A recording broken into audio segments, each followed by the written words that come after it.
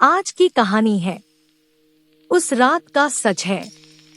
महेंद्र को यकीन था कि हरिद्वार थाने में वह ज्यादा दिनों तक थानेदार के पद पर नहीं रहेगा, इसीलिए नोएडा के थाने में तबादला होते ही उसने अपना बोरिया बिस्तर बांधा और रेलवे स्टेशन चला आया। रेल चलते ही हरिद्वार में गुजारे समय की यादें उसके सामने एक फिल्म की तरह गुजरने लगी। दरअसल हुआ ऐसा था कि रुड़की थाने में रहते हुए वहां के एक साधु द्वारा वहीं के लोकल नेताओं को लड़कियों के साथ मौज मस्ती कराते महेंद्र ने रंगे हाथों पकड़ा था और थाने में बंद कर दिया था। यकीन मानिए, उन नेताओं को थाने में लाए उसे 10 मिनट भी नहीं हुए थे कि डीएसपी साहब का फोन आ गया कि फलां नेता को फौरन रिहा कर दो। महेंद्र बड़े अफसर का आदेश मानने को मजबूर था, इसलिए उसे उन नेताओं को फौरन रिहा करना पड़ा। चूँकि वे नेता सत्ताधारी दल से जुड़े थे, इसलिए उन्होंने महेंद्र का तबादला हरिद्वार थाने में करा दिया। हरिद्वार थाने में कुछ दिन महेंद्र चुपचाप बैठा अपना काम करता रहा, लेकिन जब एक दिन थाने में बैठकर वह पुरानी फाइलें देख रहा था, तभी एक फाइल पर जाकर उसकी नजर रुक गई। उसने फाइल में दर्ज रिपोर्ट पढ़ी। उस रिपोर्ट में लिखा था, गंगाघाट आश्रम में रहने वाली गंगाबाई आश्रम की तिजोरी में से 10,000 रुपए चुरा कर भागी। उसी फाइल के अगले पेज पर उस आश्रम के महंत और उसके एक शिष्य का बयान था। उस रात हम दोनों साधना करने के लिए पास की पहाड़ी पर बने मंदिर में गए थे। चूँकि इस बात की जानकारी गंगाबाई को थी, इसी बात का फायदा उठाकर उसने हमारे कमरे में से तिजोरी की चाबी चुराई और उसमें रखे 10,000 रुपए चुरा कर भाग गई। आश्रम से एक रजाई भी गायब है। उसने जवाब दिया, सर, थानेदार साहब ने मुझसे कहा था कि आश्रम का महंत इस मामले की जांच की तहकीकात में मदद नहीं कर रहा है, इसलिए इसे ऐसे ही पड़ा रहने दो। तब से यह फाइल ऐसे ही पड़ी है। राकेश के जाने के बाद महेंद्र को लगा कि हो न हो इस मामले में कुछ राज जरूर है जो महंत छिपा रहा है। उसने तय किया कि इस मामले की तहकीकात वह खुद ही करेगा। इसके बाद महेंद्र ने आश्रम पर पैनी नजर रखनी शुरू कर दी। एक दिन शाम को महेंद्र गंगाघाट आश्रम के सामने वाले होटल में बैठा था। उसकी नजर आश्रम के गेट पर थी। उसने देखा कि कुछ औरतें आश्रम के अंदर गई है और तकरीबन 1 घंटे बाद निकली। यह देखकर महेंद्र सोच में पड़ गया कि ये औरतें इतनी देर तक आश्रम में क्या कर रही थी। जैसे ही वे औरतें आश्रम से बाहर निकलकर होटल के पास आईं, तभी महेंद्र ने उनमें से एक औरत से पूछा, बहन जी, क्या आश्रम में बहुत से मंदिर हैं जो दर्शन करने के लिए बहुत देर लगती है? वह औरत हंसी और बोली, भैया, आश्रम में तो एक भी मंदिर नहीं है। हम तो महंत जी के पास गई थी। वे लाइलाज बीमारियों का इलाज भी मुफ्त में करते हैं। महेंद्र ने आगे पूछा, बहन जी, आप इन महंत जी के आश्रम में कब से आ रही है? वह औरत बोली, आज तो मैं दूसरी ही बार आई हूँ, लेकिन महंत जी कहते हैं कि तुम्हारी बीमारी गंभीर है। तुम्हें ठीक होने में 4 से 5 महीने तो लग ही जाएंगे। इतना कहकर वह औरत चली गई। एक दिन शाम को महेंद्र ने एक पुलिस वाले को उस आश्रम के बाहर बैठा दिया और उससे कहा, कोई औरत अंदर से बाहर आए तो उसे लेकर तुम मेरे पास आना। उस दिन रात के 8 बजे वह पुलिस वाला एक 30 से 32 साला औरत को लेकर महेंद्र के घर आया। महेंद्र ने उसे बैठने के लिए कहा, नहीं सर, दरअसल मेरी शादी हुए तकरीबन 7 साल हो गए हैं और अभी तक मेरी गोद नहीं भरी है। मेरे मोहल्ले की एक औरत ने मुझे बताया कि तू गंगाघाट आश्रम के महंत के पास जा, कुछ ही दिनों में तेरी गोद भर जाएगी, इसलिए आज मैं पहली बार वहां गई थी। महेंद्र ने उससे यह जानकारी ली और उसे इस तस्दीक के साथ जाने के लिए कहा, मैंने तुमसे जो जानकारी ली है, यह बात तुम किसी को मत बताना, यहाँ तक कि महंत को भी नहीं। उन दोनों औरतों से मिली जानकारी संकेत दे रही थी कि हो न हो उस आश्रम में कोई अपराध का अड्डा जरूर चल रहा है। महेंद्र ने गंगा घाट आश्रम में हुई चोरी की घटना की तहकीकात जोर शोर से शुरू कर दी। एक बार जब महेंद्र इसी नहीं रखने दिया और बोला, जाने भी दीजिए, 10,000 रुपए कोई बड़ी बात नहीं है, आप तो चाय पीजिए। उसकी होशियारी देख महेंद्र के मन में शक और भी गहरा गया। एक दिन रात को जब महेंद्र गश्त के लिए निकला तो देखा कि वह महंत अपने शिष्य के साथ पहाड़ी पर जा रहा था। उसके पहाड़ी पर जाते ही महेंद्र गंगा घाट आश्रम के अंदर पहुंचा। वहां उसे भोलाराम नाम का एक आदमी मिला। तुम यहाँ क्या करते हो? महेंद्र ने पूछा। सर, आप मुझे इस आश्रम का मैनेजर भी कह सकते हैं और चौकीदार भी। सच तो यह है कि यहाँ का सारा काम मैं ही संभालता हूँ। अब मेरी उम्र 70 पार हो चली है, इसलिए समय काटने के लिए मैं यहाँ रहता हूँ। मैं ईमानदार आदमी हूँ, इसलिए महंत ने मुझे अपने पास रखा है, उस आदमी ने बताया। तुम ईमानदार हो और सच्चे भी लगते हो। अच्छा, यह बताओ कि तुम्हारे आश्रम में रहने वाली गंगाबाई कैसी औरती थी? क्या वाकई वह चोरी कर सकती है?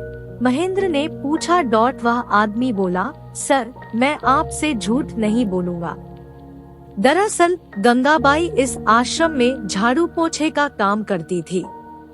वह सुंदर तो थी ही, लेकिन जवान होने से कामकाज में बहुत तेज भी थी।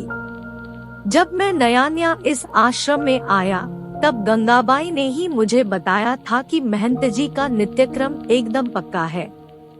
वे सुबह मुझसे 1 गिलास दूध मंगवाते हैं, फिर उसमें अपने पास रखे काजू बादाम और अन्य मेवे मिलाते हैं और उसी का सेवन करते हैं। फिर दोपहर में केवल 2 रोटी खाते हैं।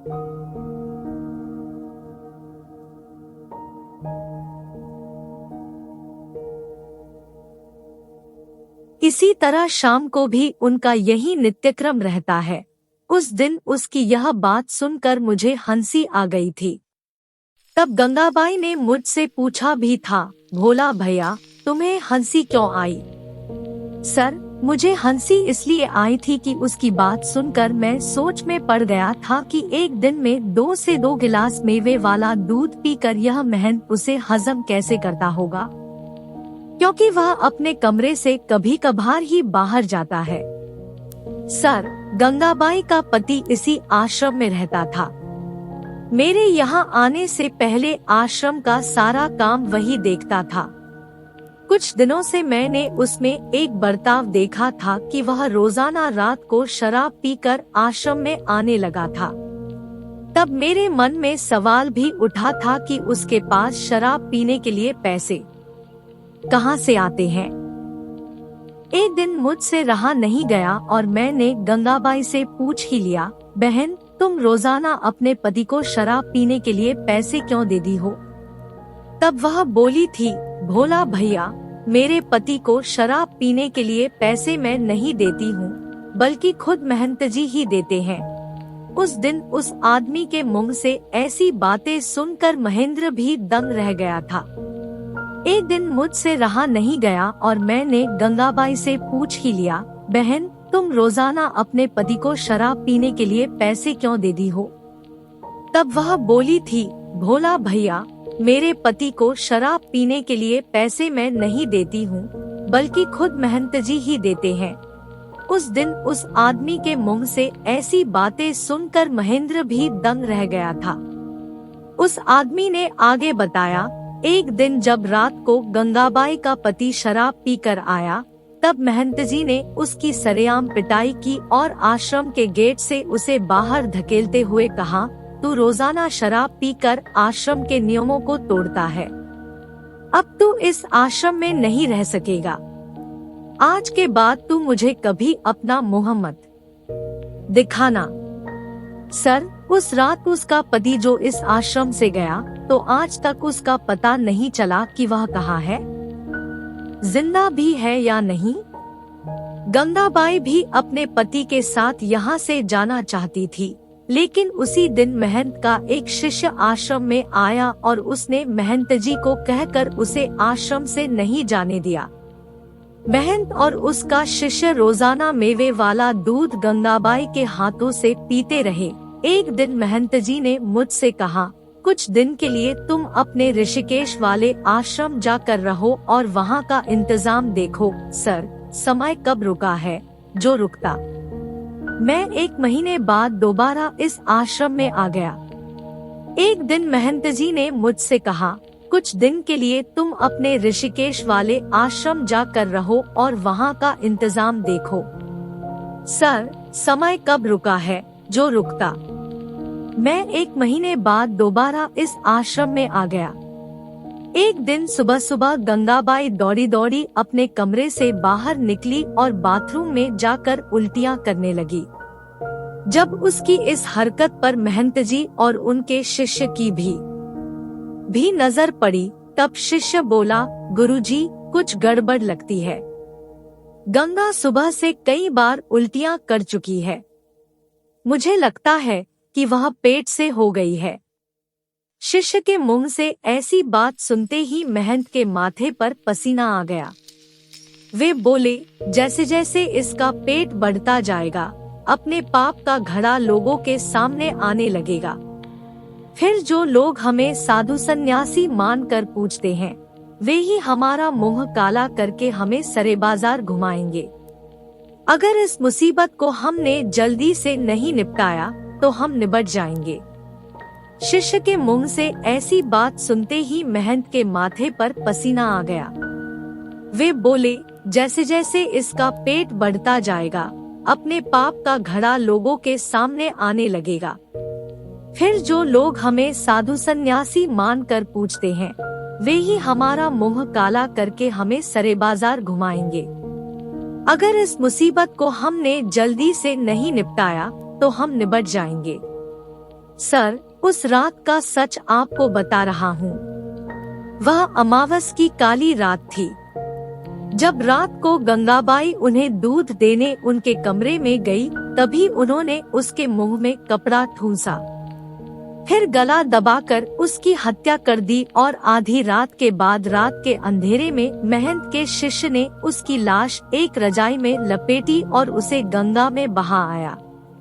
उसके बाद उन दोनों ने तिजोरी से रुपए निकालकर उसे खुला छोड़ दिया, ताकि लगे कि यहाँ चोरी की वारदात हुई है। सर, उस रात हुई हत्या और चोरी के बहुत से सबूत मैंने अपने पास महफूज रखे हैं।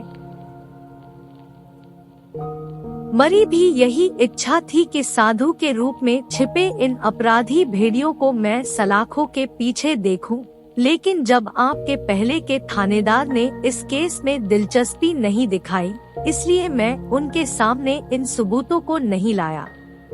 अब मैं इस मामले से जुड़े सारे सबूत आपको सौंप दूंगा। अच्छा भोला भैया, यह बताओ कि यहाँ शाम ढले रोजाना कुछ औरतें अपनी लाइलाज बीमारी के इलाज के लिए आती है, जो कुछ गोद भर जाने की चाह में।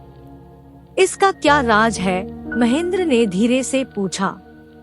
भोला बोला, सर, यह महंत और उसका शिष्य भोली भाली औरतों को उनकी लाइलाज बीमारी को मुफ्त में ठीक करने के बहाने यहाँ बुलाते हैं।